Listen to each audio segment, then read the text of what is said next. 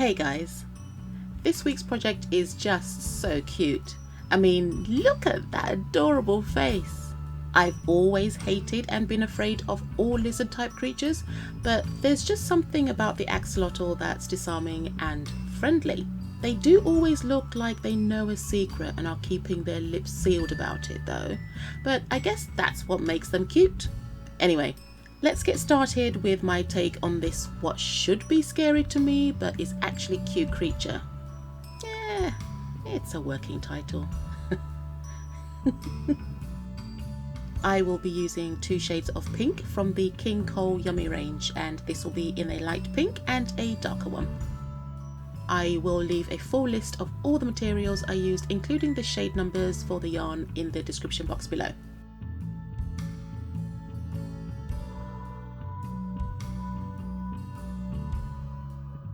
I started this little guy feet first, as I always do, and I wanted to have little dinky feet instead of overly anthropomorphized ones, so no boots this time. I mean, I think that would also look super cute too, but for this first attempt I thought I'd tone it down just a tad.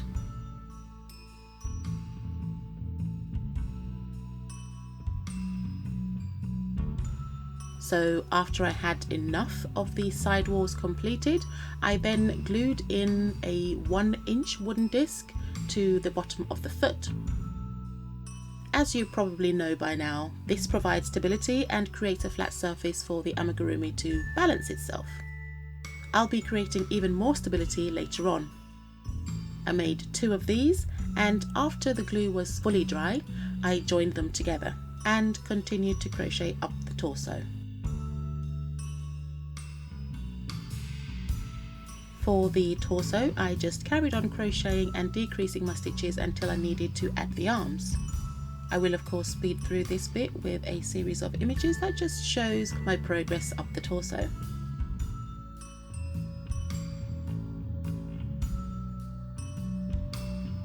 I crocheted the 2 arms off camera, as they're just simple tubes and nothing too elaborate. I did add some armature wire to support them and make them poseable. I wrapped some quilt batting around the wire before stuffing everything into the arms themselves.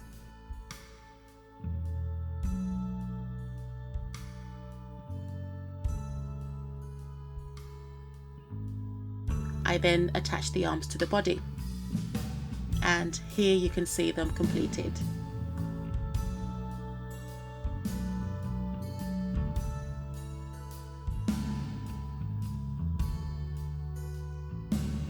Next, I then began crocheting the head. I stuffed it and installed the eyes, again fairly straightforward, but oh, he's so adorable. And from here, I then added the adorable smile to keep those adorable cuteness levels up, using some acrylic yarn in the dark pink. No, that's wrong, because I didn't use the acrylic yarn, I used the yummy yarn. Yummy yarn. Oh, that's just adorable. Oh my god, how many times am I going to say adorable in this video? I just embroidered on the adorable smile line directly. That's the last time. I mean, okay, I say embroidered, it's really just a line, but you know what I mean.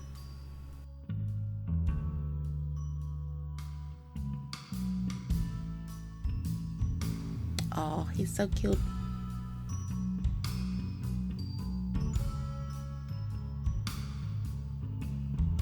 With the head all done, it was time to move on to the tail.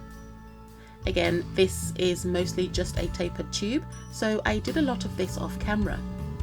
I just had to make sure to start thin at one end and get thicker at the other. This is also where the extra stability I mentioned earlier comes in, as the tail helps to balance the whole thing and makes it easier to stand it upright. And boy did I need that tail for the extra balance, because he is a huge boy. He's very chonky. He's a little bit taller than the normal amigurumi that I do, I think I measured him at 13 or 14 inches. So yeah, he's a little bit on the taller side, and I'm probably going to struggle getting him into my tiny little photo booth, but I'll do my best. So yeah, but getting him into frame was a struggle in my tiny little studio. I say studio, I mean table. After I reached the length and size I wanted for the tail, I used the darker pink yarn to make the dorsal fins. This is one part that's easier to just show than explain in detail, but essentially I crocheted a border going lengthways down one side of the tail and then back up the other side of the tail. This created a nice little ruffle texture that will look like the dorsal fins. Well, it won't look exactly like it, but it's close enough.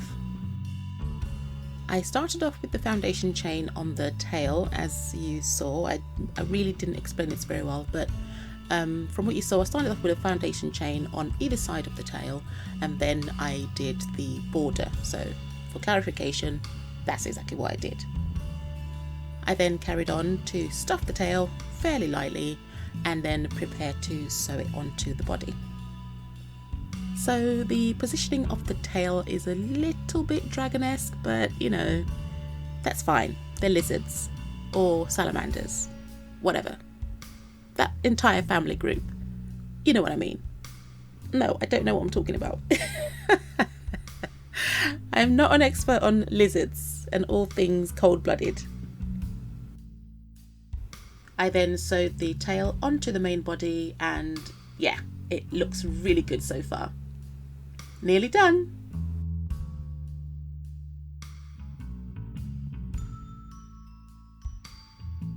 Last but not least, I made the gills. I made 3 gills per side, so 6 in total.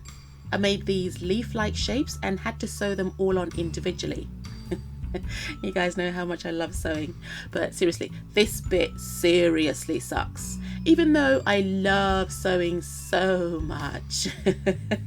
But it's literally the final stretch. Well, for you at least. I'm still about 45 minutes off at this point, but the magic of editing exists for your benefit, not mine. I'm not mad. I choose to do this. It's fine. I'm not bitter at all.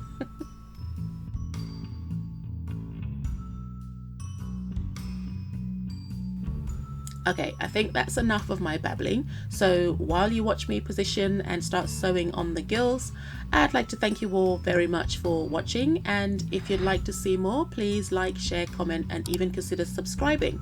And if you're feeling generous, then please also consider buying me a cup of coffee on Ko-fi. The link to my Ko-fi page will be linked in the description box below. I'm not asking for axolotl, even a little helps. Okay, I won't do that again.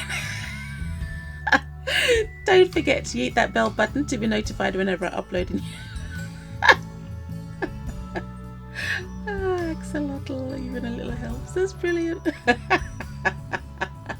The link to my Ko-fi page will be linked in the description box below. I'm not asking for axolotl, even a little helps. Okay, I won't do that again. Don't forget to hit that bell button to be notified whenever I upload a new video. Anyway, enjoy the beauty shots and I'll see you in the next one. Bye!